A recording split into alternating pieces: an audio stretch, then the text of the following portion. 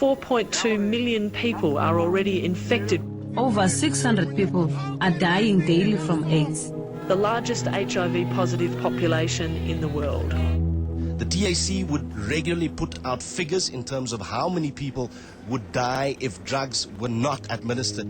We always read in the media about HIV, and it was only associated with death. People are dying like flies because of AIDS and because the HIV statistics are so unbelievable.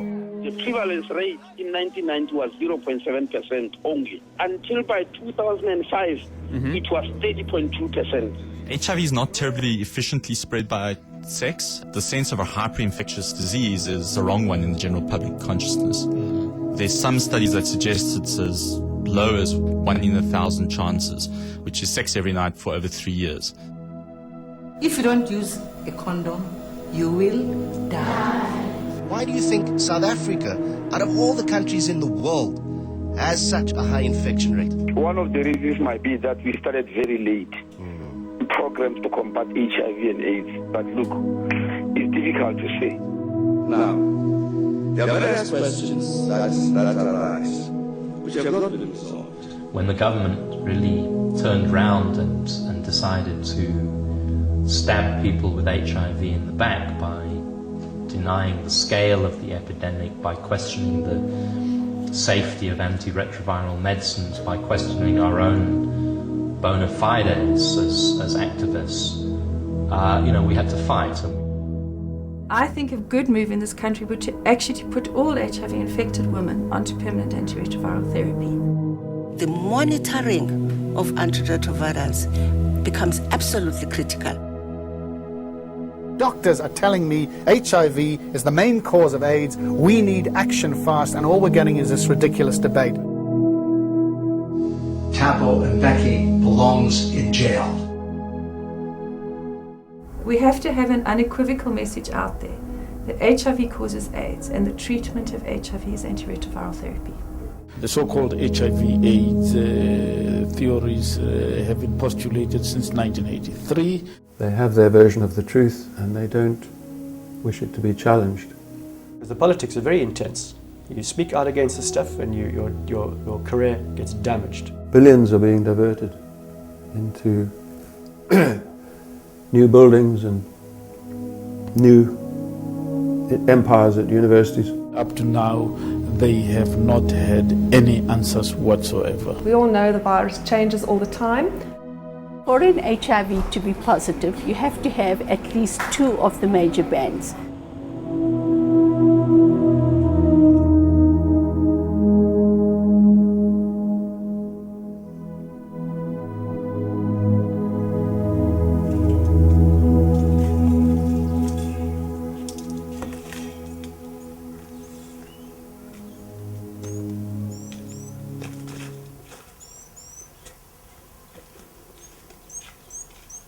In the village of Molepolole in Botswana, together with her family and dog, Picasso, lives Oni Meo Pute. When her son Richard was sick as a baby, the doctors recommended that she have an HIV test. So this is for supper. I was working as a maid, so I didn't afford to buy milk, and my employer wasn't even helping me with milk. I was earning 100 pula note. So I used to mix water and sugar for Richard. Starch water, that's what you call it. Suddenly Richard started getting diarrhea and vomiting until he got admitted at the hospital. So then the social welfare officer called me in to approach for an HIV test. I refused because my knowledge then was that AIDS was death, HIV was death. So when my boss was working, I was having this diarrhea.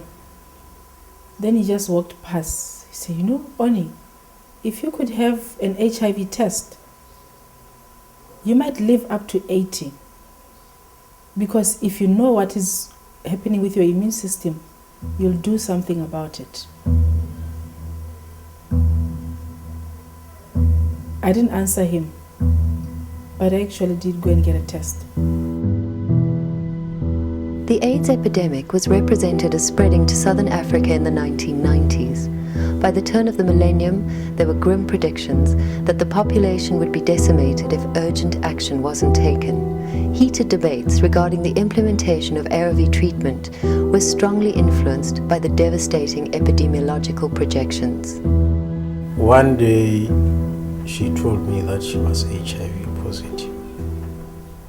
There were a lot of resistance in the beginning, but because I was not marrying HIV, I was marrying the woman that I love. Then we went ahead with the wedding. In terms of our treatment program, we've moved from 0 people on treatment. We are now at 1.5 million. These are people that would otherwise be dead. No one who is living with AIDS should be denied access to life-changing medicine. The overdrive of the CD4, they said, was 201. The viral load, they said, was 665,000. So I pushed to get them to put me on ARVs because they said it's urgent. I said, okay, let's get it done.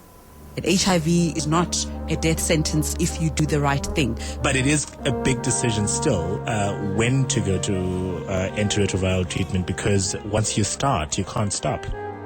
When we started our ARV program, we used a particularly toxic drug called D4T or stavudine.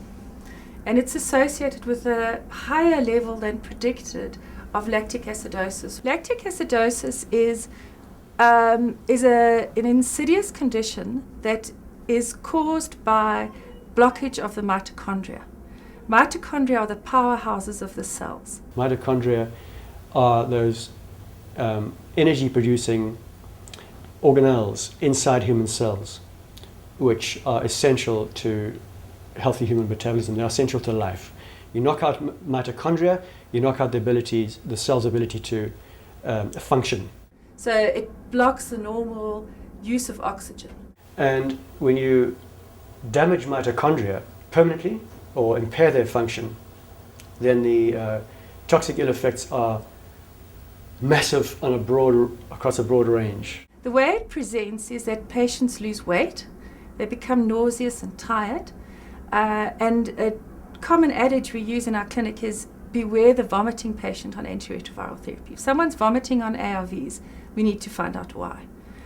It can be something relatively simple like a pregnancy or a harbinger of a lactic acidosis. The way that we treat it is we stop the medicines.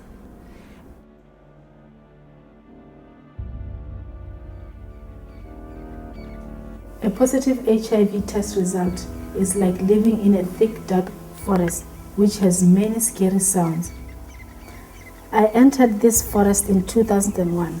My heart raced. My mind blew everything out of proportion.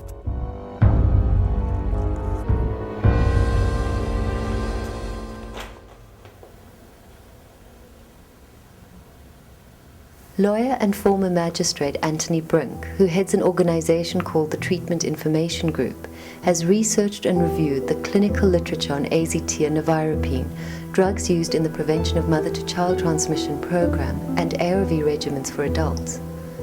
An early draft of his book Debating AZT led President Mbeki to order an inquiry into the drug in 1999, and this was followed by several other books and letters. An enormous amount has been published about the toxicity of AZT, but I think it's all summed up in the label appearing on bottles of as little as 25 milligrams, supplied for research use by Sigma Aldrich Chemical Company. Now, 25 milligrams is 1/4 the amount in a single capsule supplied by GlaxoSmithKline. The label bears a skull and crossbones embossed on an orange stripe, which is industry hazard for deadly toxic chemical hazard. Toxic by inhalation, in contact with skin, and if swallowed. It just defies reason why anybody in their right mind would want to swallow a cell toxin as deadly as this, particularly one which targets blood, bone marrow, when it's said that they have too few defensive blood cells.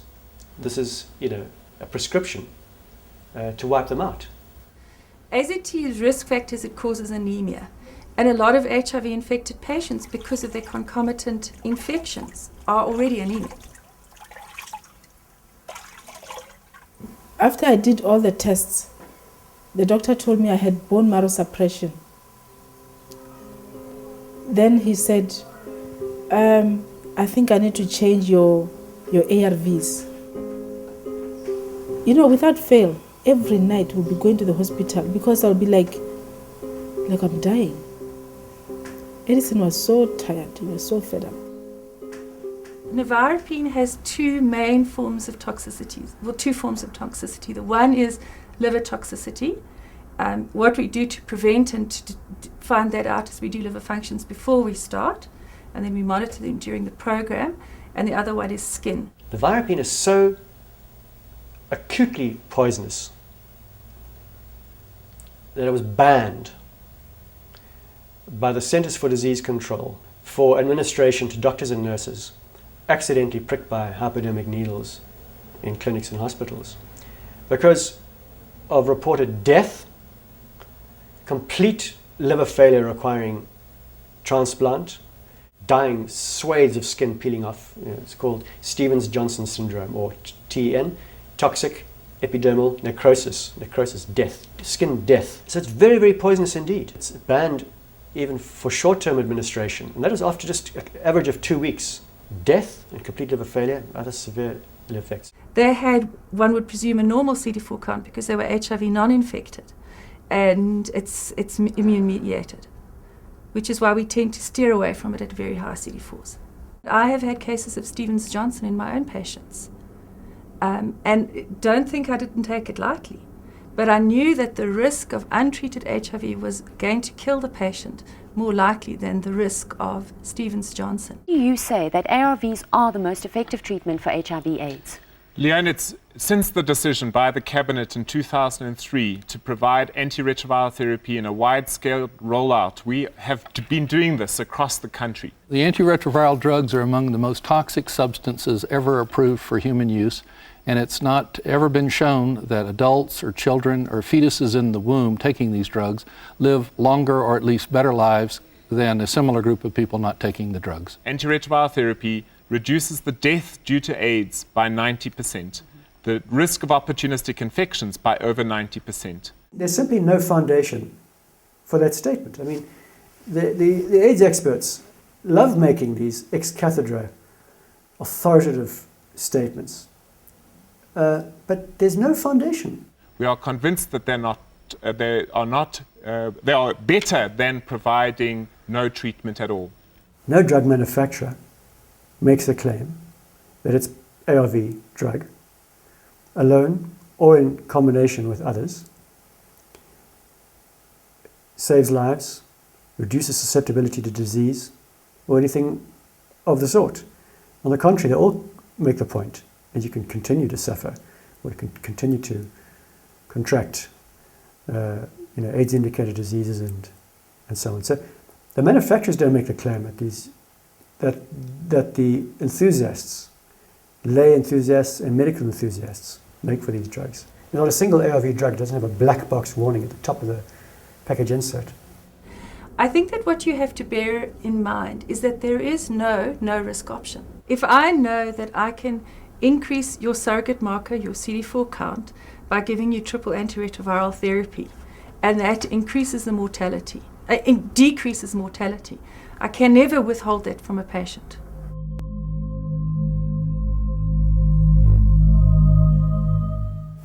The biggest, best conducted study yet conducted, reported in The Lancet, August 2006, found a discrepancy between the surrogate markers and clinical presentation. The better you did according to the blood tests, the worse you got clinically, and even reported a raised incident death rate among the people taking these drugs in the first year. Why would anybody in their right mind want to swallow a poison that's going to accelerate the death rate of people taking them? Tell me one study, I don't care what the study was, a controlled clinical trial that showed that people taking the antiretroviral drugs live longer or better lives than a similar group of people not taking those drugs. I'll go better than a study. Okay? Better than a study. I'll That's go all we into have my in science. I'll go into my own family. I am not prepared to accept anecdotal evidence, from myself or from Dr. Letlape. I am interested as a medical scientist in proper research output and conclusions. It's always the risk-benefit ratio that we weigh up. I'm afraid HIV is way worse than the medicine. Proper studies, randomized control studies have been asked for, but none are coming. The government was denounced for delaying the implementation of so-called life-saving ARVs, with many critics emphatic that there was no time for discussion when people were dying at such a sensational rate. The solution punted was antiretroviral treatment. AIDS experts are reporting progress in many parts of Africa. Antiretroviral drug programs in countries like Rwanda, Botswana and South Africa have slowed the spread of the disease and allow many people who are infected with it to live virtually normal lives. But South Africa still has more than 5 million HIV cases, the most in the world, and about 900 South Africans die of AIDS every day. If we look at what has happened to the mortality rate of the 25 to 50-year-olds in this country, the number of people who died in that age group when HIV became a big problem rose. So instead of having the normal pie as people get older, more people die, suddenly we had a great group of people who were dying earlier. And only now has that trend in the mortality rate been reversed. It's actually the introduction of the ARV program. An expert at Statistics South Africa, Dr. Suleiman Bar, analyzed the data and came to the conclusion that a significant portion of the increase in mortality could be accounted for by improvement in the number of deaths registered, which is known as the percentage of completion of death registration. This improvement was due to strategies implemented by the government to make death registration easier, especially in rural areas where most of the unregistered deaths occurred. Though the Medical Research Council and ACID did agree that improvements in death registration had increased the number of reported deaths to some degree, these organizations thought HIV was the main driver in the increase in mortality. Christopher Rawlins has analyzed the epidemiological data produced by the various organizations. If you look at the Stats SA mortality figures, in 1996 they produced a total of 294,000. Now in that year, Dr. Suleiman Bar, who was recognized as the foremost demographer in South Africa at the time, concluded on the basis of his research that registration completion was only 37% in the rural areas of our country, as opposed to 86% in the urban areas. The rural areas comprised 46% of the country. So overall registration completion in 1996 was 63.5%. Now in 1997, Stats SA produced a mortality total of 318,000. And applying the population growth rate, it can be calculated that the registration completion had improved to 67%. Applying the 67% to the total of 318,000 in 1997 would give you a total of real actual deaths in that year of 475,000. If you then apply the population growth rates, if you apply those percentages to the 475,000, you would expect by 2001 a total mortality of around 520,000. In fact, for that year, Stats SA produced a total of 454,000, even less than the expected total. To arrive at the actual real total for 2001, you need to apply the estimated registration completion for that year. The latest Stats SA report for 2009 estimates that it was around 90%. But even if you take a completion level for the year 2001 of 85%, that would produce a real total of around 530,000. Just about the same, or fractionally more, than the predicted total. But it was by that year There were shocking news reports of a staggering increase in the mortality rate from the mid-1990s, especially amongst the age group of 15 to 49, and particularly in women. Dr. Richards has made very clear the explanation for this. In the apartheid years, because of the Bantustan policy, there was a over-concentration of women in the rural areas. The Stats SA mortality for the year 96-97 would show a much greater registration of male deaths amongst the younger age groups than female. The evidence is clear that females were far less registered. Stats SA gave a provincial breakdown of the mortality rate for the period 1997 to 2002. Dr. Rodney Richards analysed the data.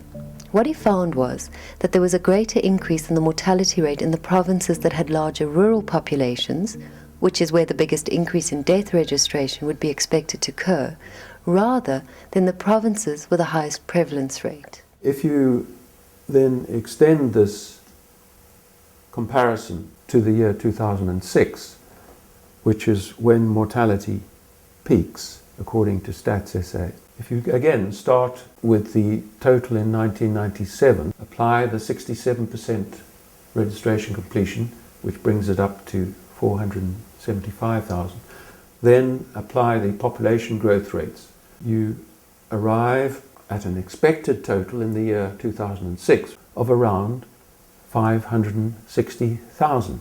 Now the 613,000 shown by Stats SA translates into a real total based on a registration completion of likely 95%.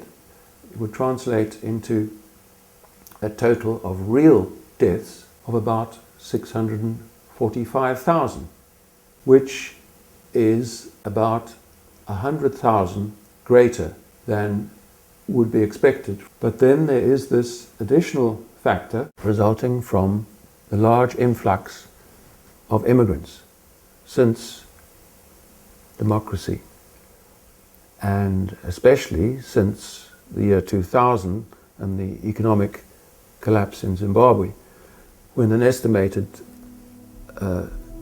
minimum of 2 million Zimbabweans arrived in South Africa. Chris Rawlins compared the data produced by the Human Sciences Research Council to that of the Actuarial Society of South Africa. We have now got trend analysis in terms of the prevalence of HIV. 11% of the population 2 years and above is HIV positive. The HSRC did fieldwork nationally by testing household samples for HIV prevalence, while ASA used the prevalence findings from antenatal sampling combined with Stats SA mortality figures to model the epidemic. The Human Sciences Research Council showed child prevalence decreasing quite dramatically. In contrast, the Actuarial Society of South Africa show the prevalence increasing over this period. A diametrically opposite prediction. These figures are mathematically impossible. The mortality figures for children have historically been very low. Absurdity of the successive estimates of the HSRC is shown by this absence of any mortality, because it's mathematically impossible for a group to reduce from 710,000 to 340,000 5 years later. If you look at the age group 15 to 19, in 2002, the HSRC showed approximately 103,000 male and 186,000 female. The ASA model shows for male only 8,000 compared to female of 163,000. That is a difference of 20 times greater female. And this huge disparity continues in the later years. Each model has been successively found to be overstating the deaths. it's not just the ASA models which have failed, but as Rion Malan pointed out, the similar predictions from UNA and other bodies, all massively overstating the later observed mortality. Experts were claiming, this is 1999, that there had been 250,000 deaths in that year alone, in South Africa alone. And so it struck me that if one could verify that that was true, it was obscene even to continue the debate, and that if I could prove that, which I thought was just a matter of a phone call or two, it would end the debate, and the denialists and President Mbeki would have to sort of retreat into the corner and wear dunce caps. So I went out and started looking for corpses, and that's many years ago, and I'm still looking today. I've had several letters in the press. As early as 2004, I was highlighting the fact that there was this huge discrepancy between the so-called prevalence amongst children and the lack of any increase in mortality whatsoever in children. It was after I'd publicly highlighted it that ASA recalibrated their models, and HSRC produced a study showing child prevalence declining. Clearly both of these actions related to the observed evidence of a lack of any mortality amongst children. In the late 1980s, Uganda was considered the epicenter of AIDS, but in the next decade, the prevalence dropped dramatically, despite minimal access to ARVs. While the Western media depicts Uganda as being ravaged by AIDS, in Joan Shenton's film, AIDS in Africa, Ugandan doctors present an entirely different view. The interpretation of the picture of AIDS in Uganda, and this is unfortunately arising from our strategy of coming out and speaking openly about this disease, while some other countries have preferred not to publish the actual situation. We have just recently undergone through a series of wars in this country, and this has led to a breakdown in our health services. It's not unknown that following wars or famines, increases do occur, particularly in infectious diseases or communicable diseases, of which TB is one of them.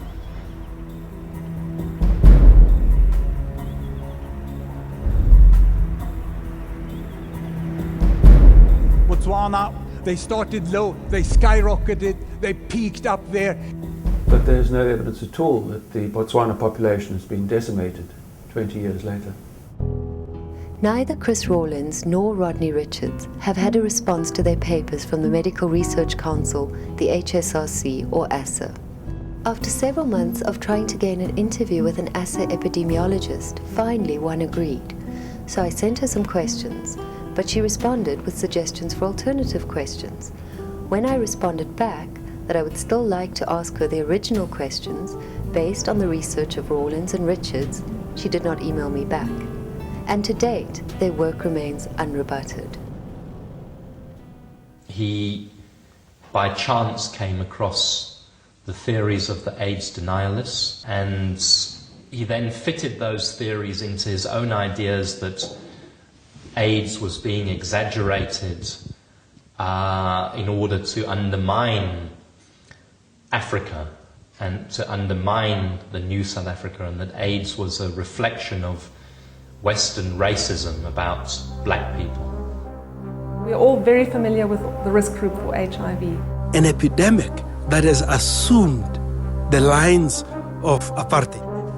The Africans have a prevalence upwards of 15%. These are absolutely staggering figures. African people have cultural and social practices that create a network that enables the spread of the virus.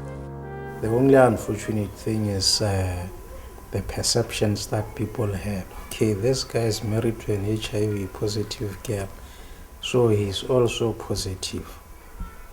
And he's going to infect everyone who associate with him. I said, no. My wife, yes. The doctor, they say, is HIV positive. What does that mean? From the late 1980s and early 1990s, HIV was depicted as spreading into the heterosexual population. L'AIDS ci vede così. Non discrimina tra uomini e donne. Non ci giudica dal colore della pelle. Non riconosce differenze di religione.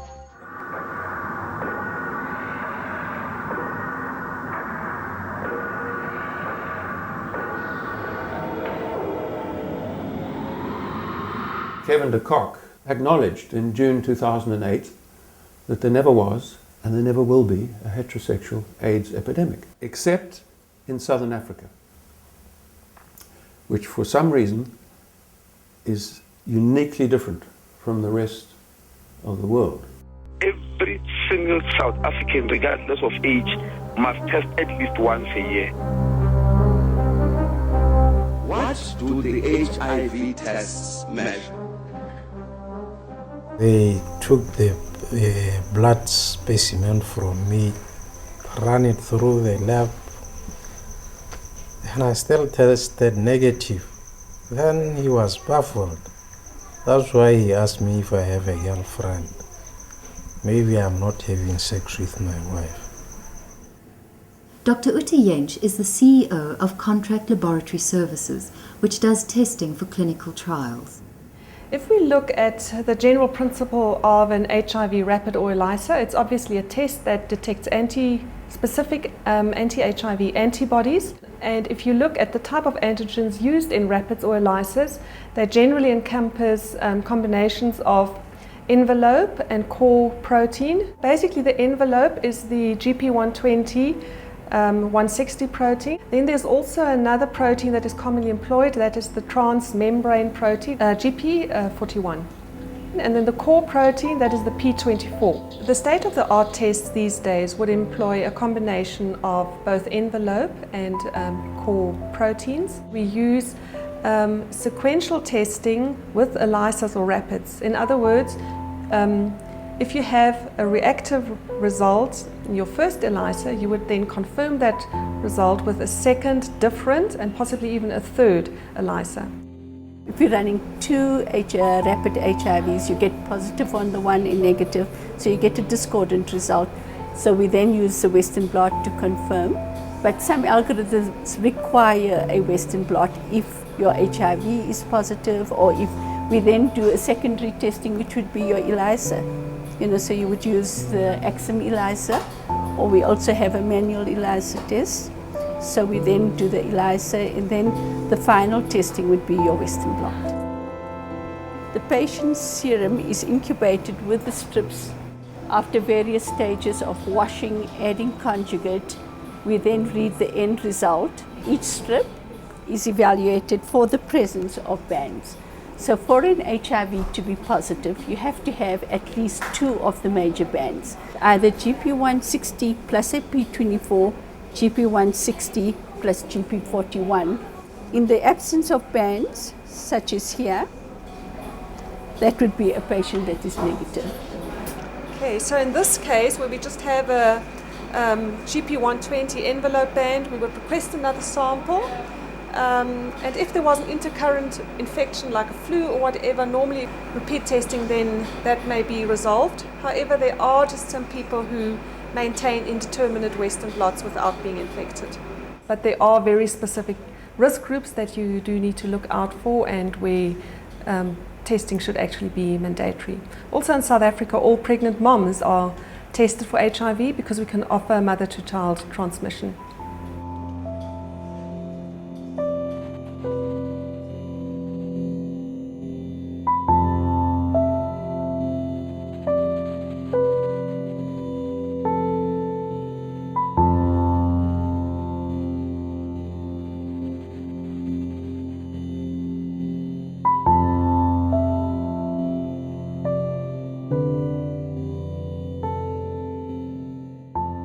Many package inserts will quote, if we're talking about false positives, that multiparous women are at risk of producing a false positive result. In principle, that is true, but I also think that our tests are so sensitive and specific at this stage that it's really a rare event. I think if you're in the clinical situation where you're dealing with a pregnant mom who's had multiple pregnancies and you don't believe the lab results, you would obviously investigate further, possibly do supplementary testing to try and exclude a false positive. Since a false positive looks like a true positive, how can you ever distinguish whether it's truly a positive or a negative? Well, that's a great question.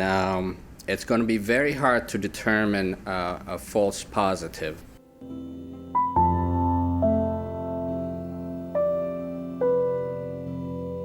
Initially, the virus was demonstrated in culture as a virus, and with time, the different components of the virus were identified. And if you look at the virus under electron microscopy, you can very clearly see the protruding spikes on the top of the envelope. You can see the core. And as we moved forward in the years, we've just learned more about these antigens.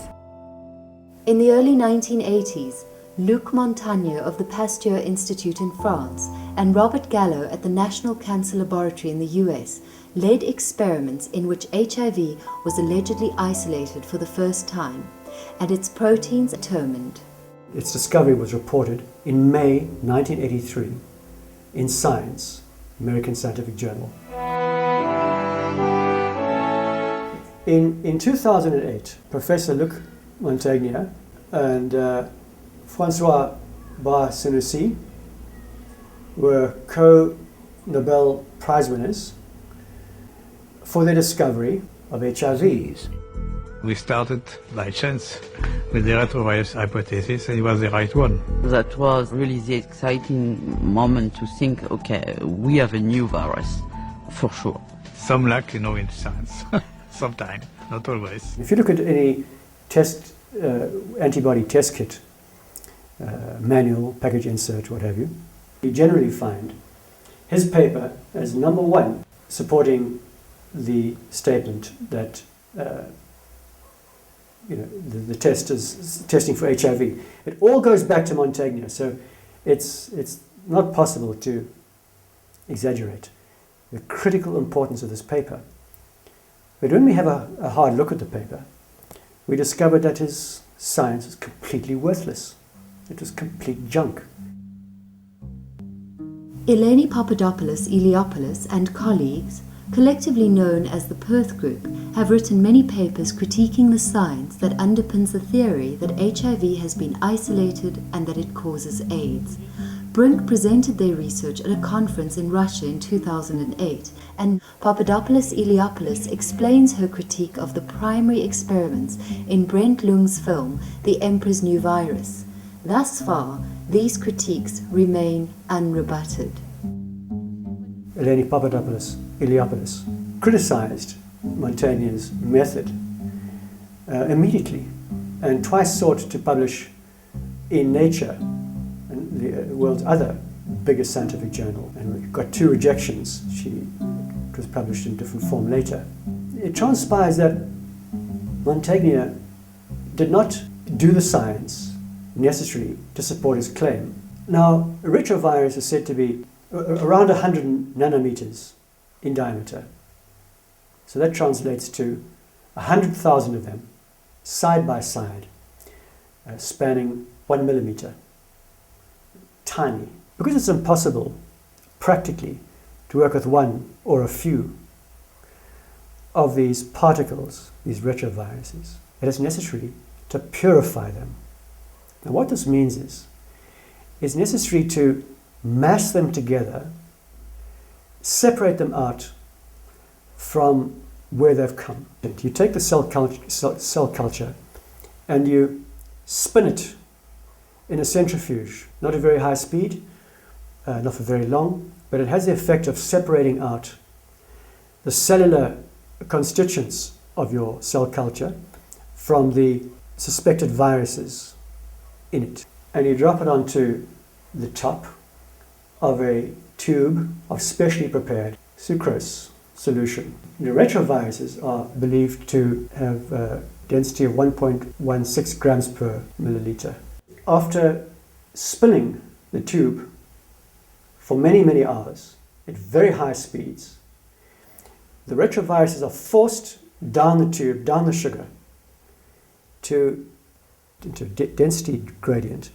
Most importantly of all, without which nothing, it's necessary to publish an electron micrograph, that's a shot through an electron microscope, of what is banded in that density gradient. And incredibly, Montagnier never published an electron micrograph of the density gradient. The single picture he published was from the culture. He was asked in 1997 by the French-Algerian investigative journalist Jamel Tahi why he never published an electron micrograph of the density gradient, where one would have expected zillions of identical looking spherical particles. And he confessed on camera that despite a Roman effort, quote unquote, on examining the density gradient, they could find no particles with the morphology of retroviruses. It's quite incredible. In his paper, we see some blobs next to a cell wall which were claimed to be HIV, then called LAV. And they were described as type C particles. Amazingly, Professor Montagnier's photograph of his C-type particles, which he claimed to be HIV, is that C-type particles are common in uninfected persons. They are abundant in the majority of normal human placentas. Montagnier had no control cultures, and he used umbilical cord cells to culture with presumed to be infected cells. Thus, the type C particles could have come from the umbilical cord cells. There's no unanimity about what these particles are. They are described differently by different scientists. Some say they are type C particles, some say type D, some say lentiviruses, all with quite different morphology. The proteins found in the density gradient were assumed to be retroviral, because that's where retroviruses are banned.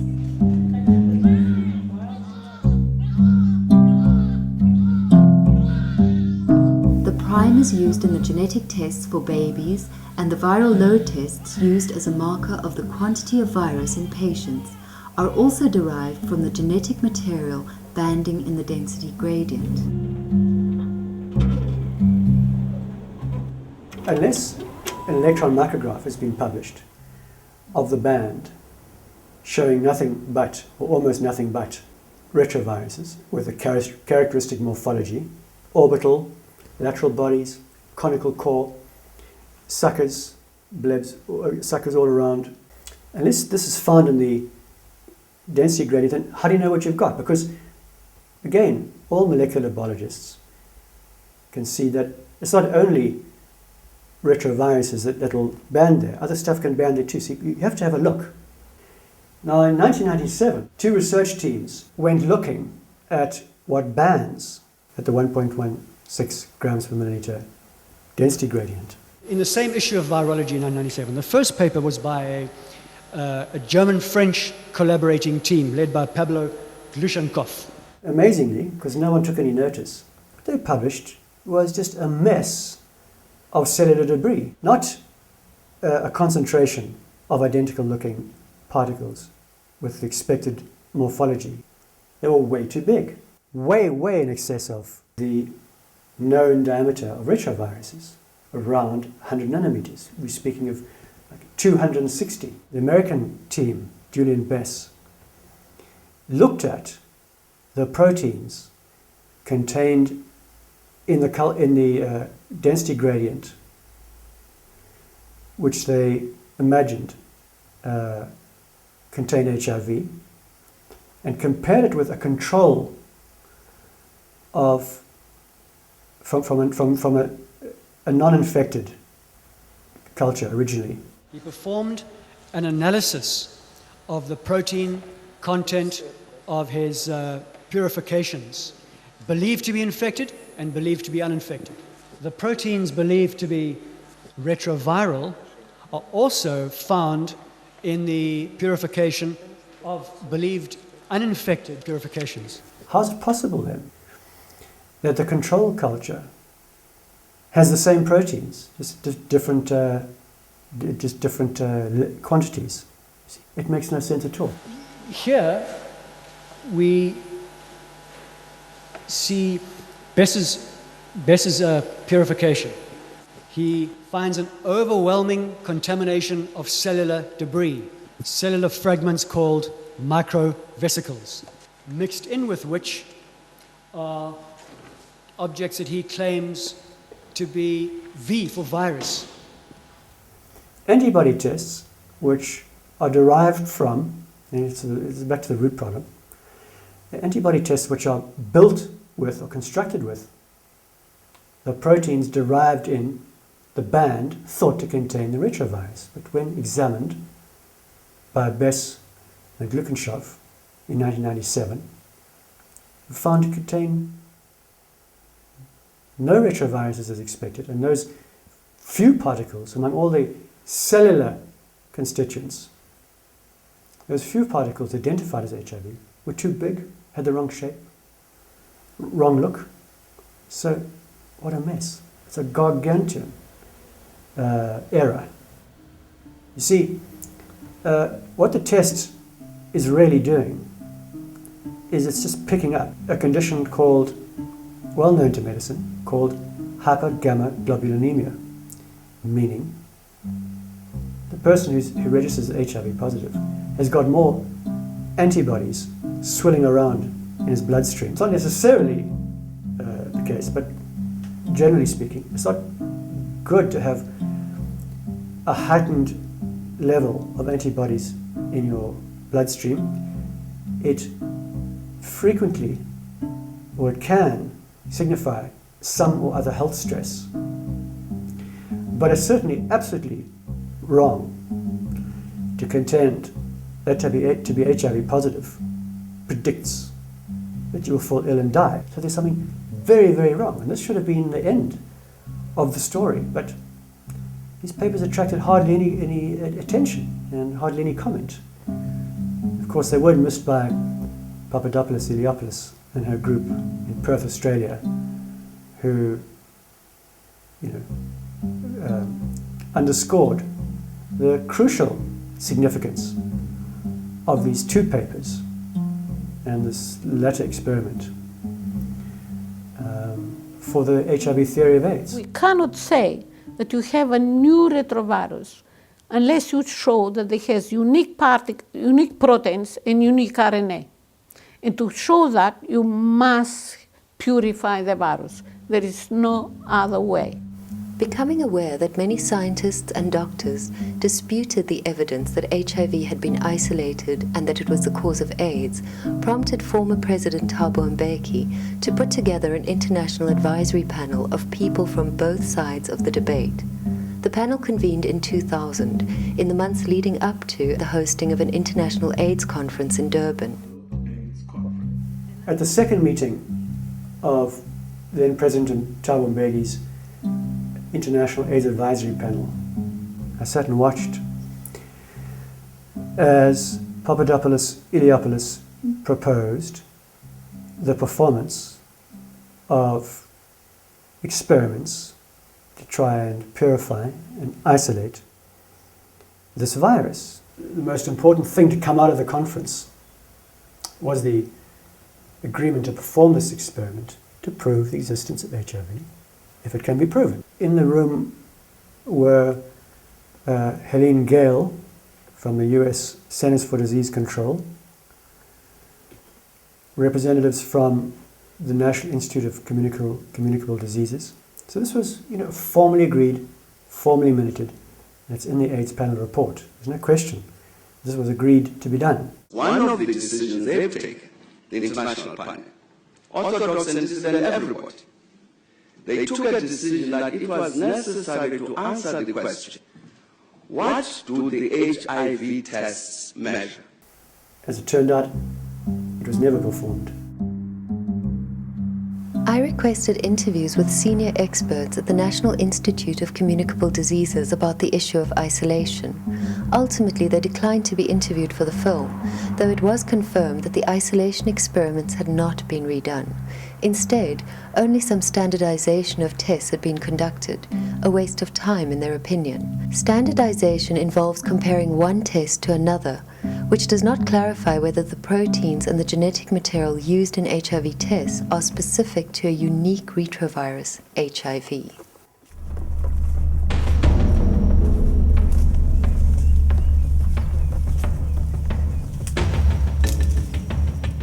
You see, in any other scientific discipline, the failure of a hypothesis to be validated by later evidence, by later data, would mean a complete re-examination of the hypothesis.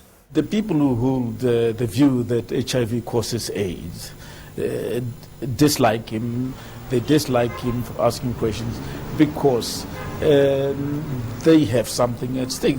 And Mbeki questions this. So if you dismiss the question of HIV causes AIDS, drug companies will lose out. Any challenge to the HIV/AIDS hypothesis is answered with tremendous animosity or derision.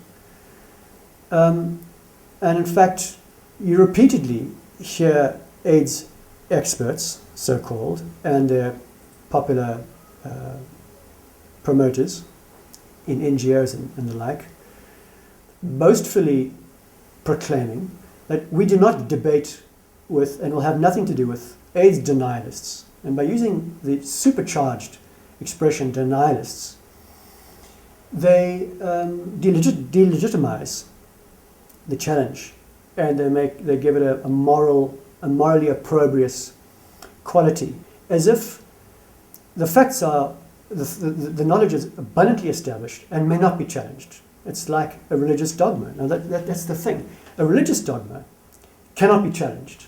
It's a matter of faith. It's not open to being impeached on rational grounds, on the grounds of the missing evidence, etc. But a scientific theory is supposed to welcome, like I say, it's supposed to welcome criticism.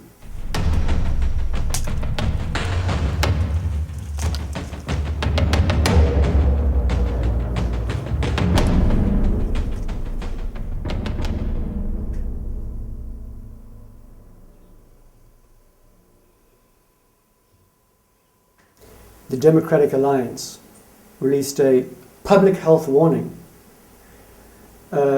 listing me as the most dangerous person in the country, ahead even of then President Thabo Mbeki, saying the following: President Thabo Mbeki, Anthony Brink, deny the existence of the human immunodeficiency virus itself.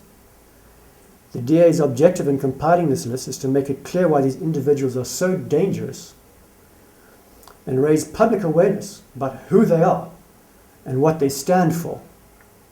These individuals hide behind the excuse of promoting scientific debate in order to promote views that are false and dangerous. The DA calls on the media, the public, and interestingly, professional organizations to exclude these individuals from positions of authority, deny their dissident views publicity, and take vigorous steps to pursue official action in respect of any infringements of the law. I mean, this is an echo of the Suppression of Communism Act, the Internal Security Act that succeeded it, in terms of which legislation anybody the government didn't like could simply name a communist. And if you were named a communist, whether you espoused, whether you were in fact a communist or not, you could be a Catholic priest, but if you were named a communist, then you lost your civil liberties. Asking questions about the HIV/AIDS hypothesis is politically offside. That wherever I went, whether it was a social gathering or a book launch or a colloquium, what have you, whenever I mentioned my surname, people reacted very badly, and I took then to never using my surname when introducing myself, just my first name.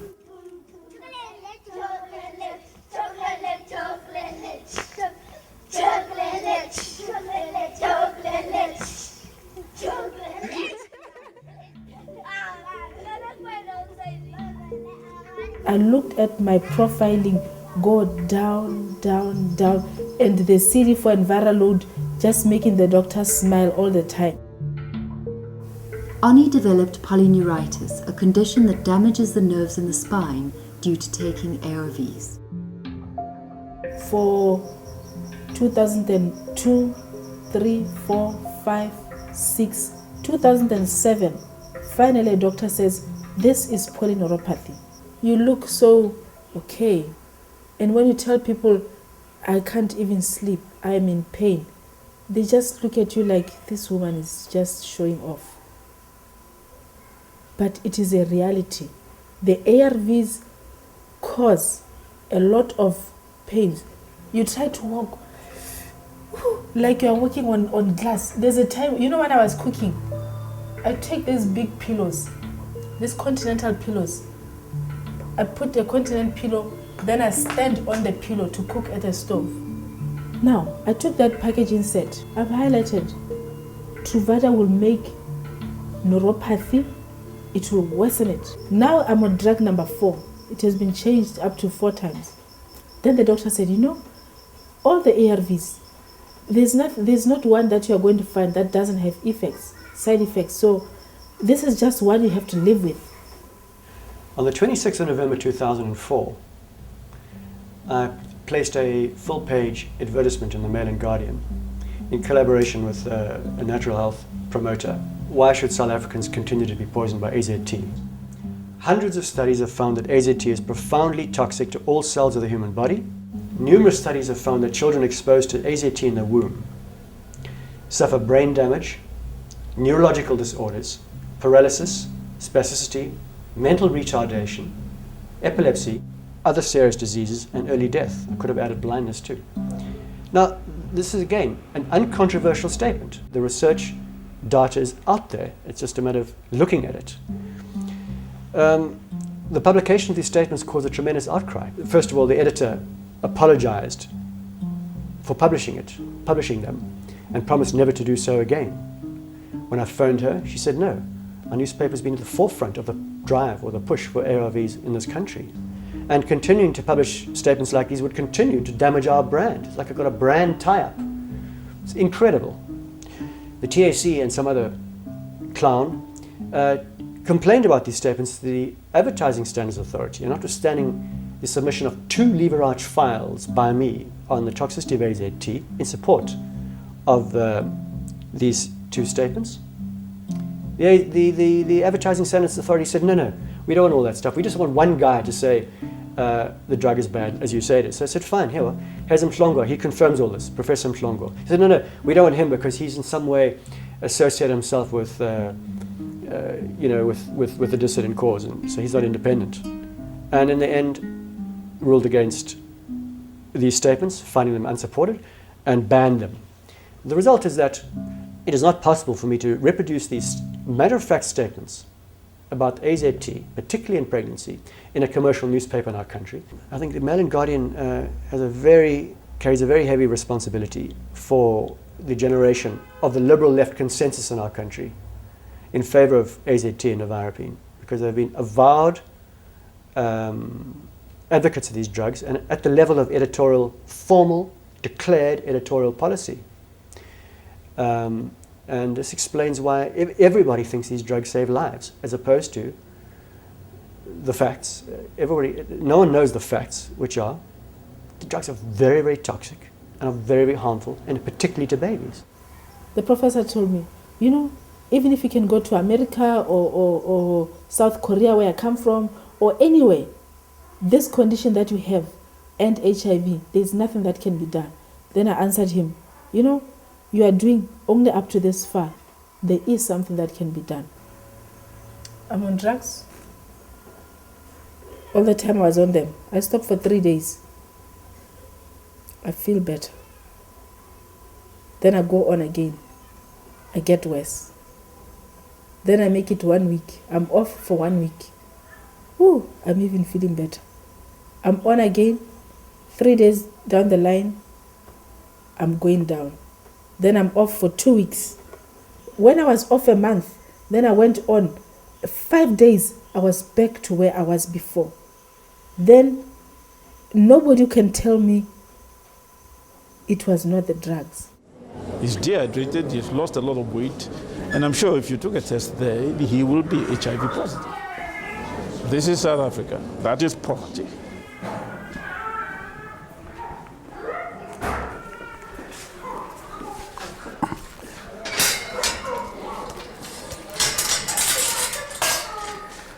You see, this kid is highly malnourished. You can see this source there. You can see the hair is sign of malnutrition. If you look at his tummy, you see, it's all sign of malnutrition. And with kwashiorkor babies, the baby can't even feed. The babies who are malnourished, who are having kwashiorkor, they don't have interest to eat. You know, and it's a problem. See, this kid has got good food, I mean, because he's in the hospital, but he can't eat the food simply because of the conditions he is having. This is the representative of the common case in the hospital. If you stay for a long time, you'll see a lot of these kids who are suffering malnutrition. The problem is that when these kind of kids get any kind of infection, because they are malnourished, they can't fight it. You see, I mean, AIDS is just one of those. There are answers to poverty, but there are no answers to this so-called HIV/AIDS. Your junior medical student will be taught that one of the things that will result in immune deficiency is bad nutrition. So you've got to attend to the matter of the nutrition of the people. You've got to attend to the matter of clean water. You've got to attend to the matter of the treatment of diseases described as opportunistic. A study produced by the Children's Institute at the University of Cape Town, which showed the enormity of the poverty-related diseases, the continuation of these diseases from the apartheid era. There is a condition called nutritional AIDS, which affects largely the bulk of the population in South Africa. There's no question about that. You just have to ask questions. Who lives in informal settlements? Who lives in run-down places? Who has no water? The figures speak for themselves. No question about that. They're expecting me to come and get a CD4. They want to do CD4 and viral load. I'm very reluctant, but ever since I stopped ARVs, I didn't do any blood work. I've been refusing with my blood in case, so.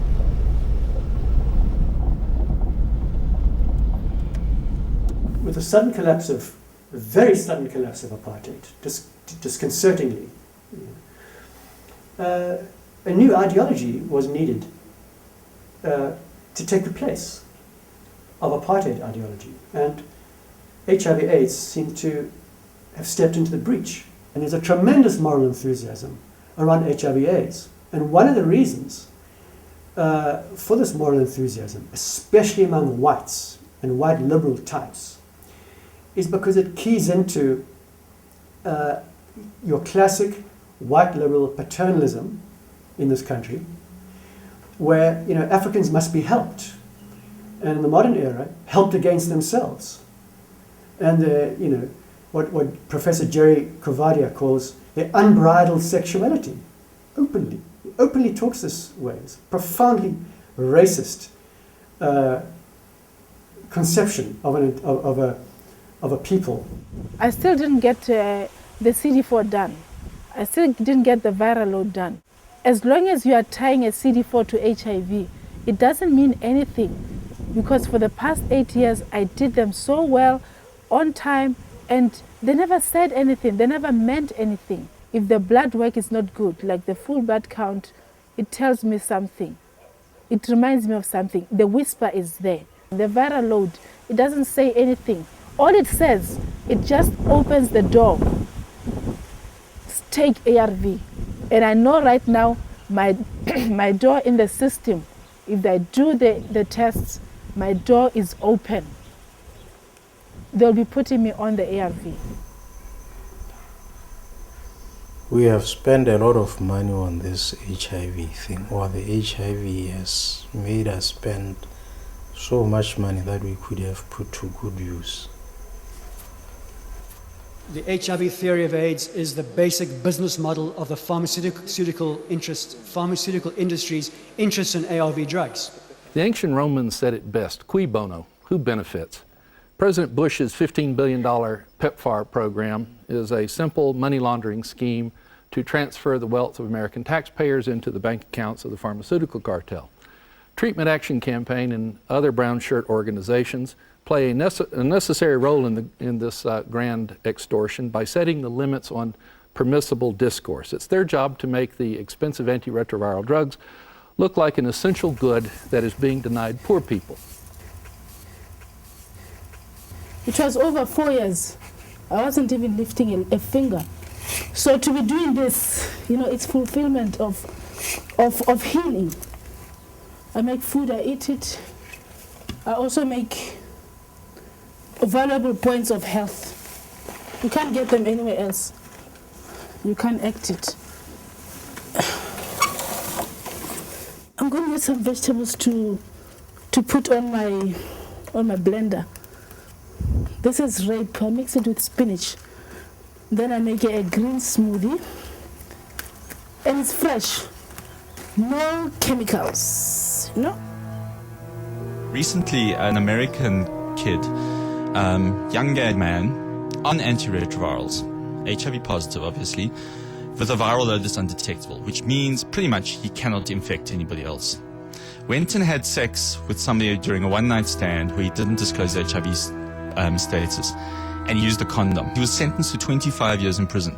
Well, I'm sure there'll be further discussion of the tremendous infringement of basic human rights that follows this maniacal, fallacious belief in HIV. And I've been through that road. I'm living with some damages from the ARV.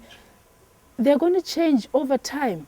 As and when we stop adding the ARVs, soon the blood will be clean and it will be okay. The truth is, HIV is a body that needs proper feeding. It's a body that needs life. It's a body that has whispered.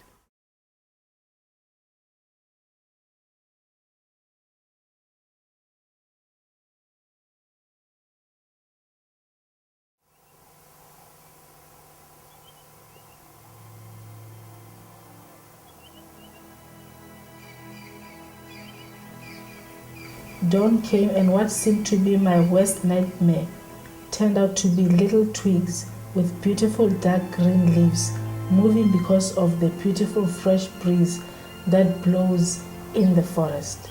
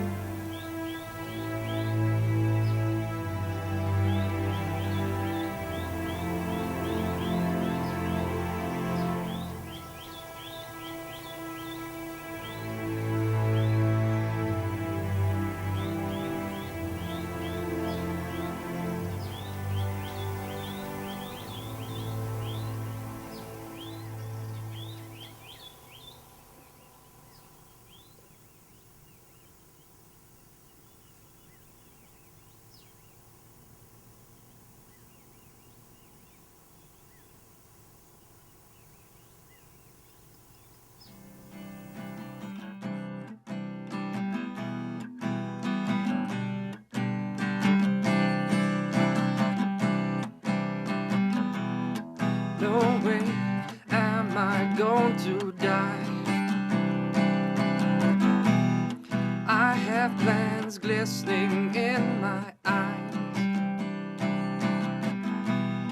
I have given up my ARVs, my passport to death and disease. Take the facts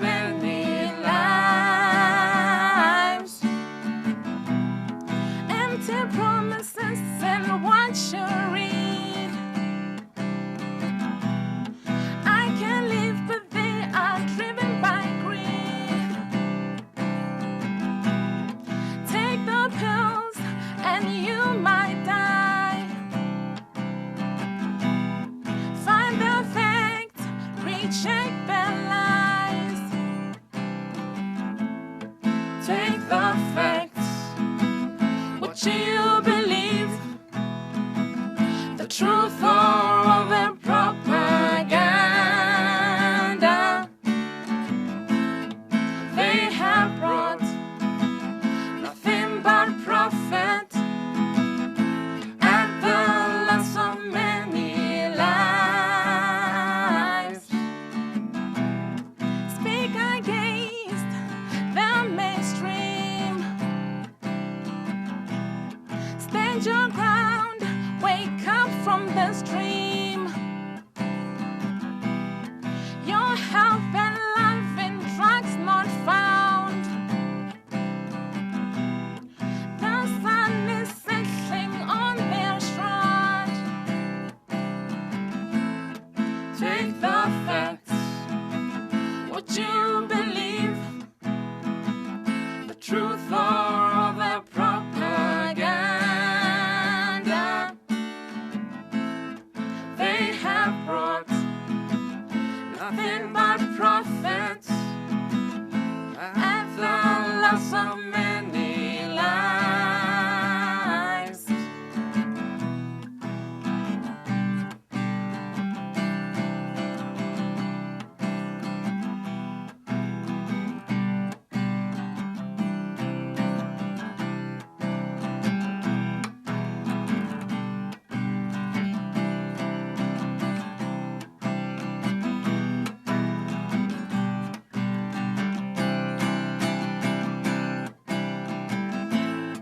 Take the facts, what you believe, the truth or the propaganda. They have brought nothing but